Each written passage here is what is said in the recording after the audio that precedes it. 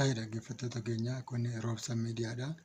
Roobsan Miidiyaan kun yeroo gabaabaatti dhimma waa'ee Pooppoo hojii onlaayinii yookaan immoo New Entrepreneur About Pooppoo kan jedhu irratti gaaffii adda addaa dhaggeeffattoonni keenya irratti dhimma kanaa fi hojii uumuu fi hojii uumsisuu irratti chaanaalee gaggabaabaa kutaa kutaadhaan qoqqoodee isinii dhiyeessuudhaaf chaanaalee Roobsan kana yookaan immoo miidiyaa Roobsan Miidiyaa kan jedhu kana yeroo dhiyootti qabatee isinii dhufuu waan jiruuf chaanaalii kana ofii keessanii, maatii keessanii fi hiriyoottan keessanii sheerii godhaa, laayikii godhaa, komentii barreessaa.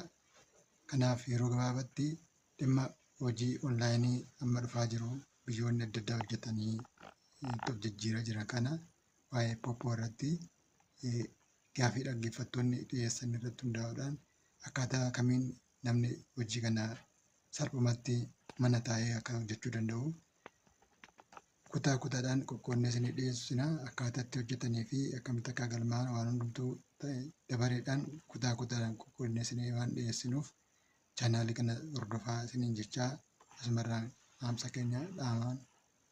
Kanaaf pilaatfoormiin kun maalidha? Pooppoon maalidha? Eessatti fayyadaa? Maal nu fayyadaa?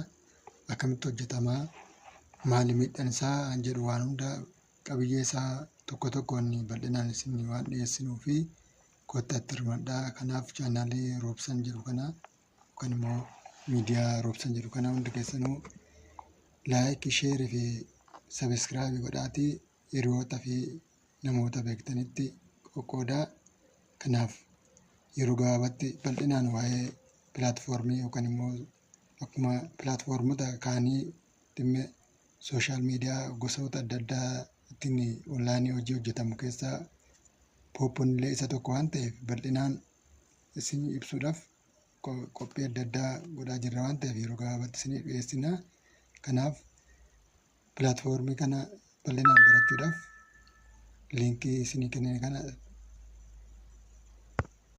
liinkii yookaan immoo chaanaalii Roobsan Miidiyaa jedhu kana hordofuudhaan waa'ee dhimma kana irratti barumsa guddaa argattanii akkaataa ittiin ofii keessanii fi namoota beektan itti fayyadanii hojii uummattanii jiruu keessan jijjiirtan dhaamsa isinii dhaamna. Galatooma.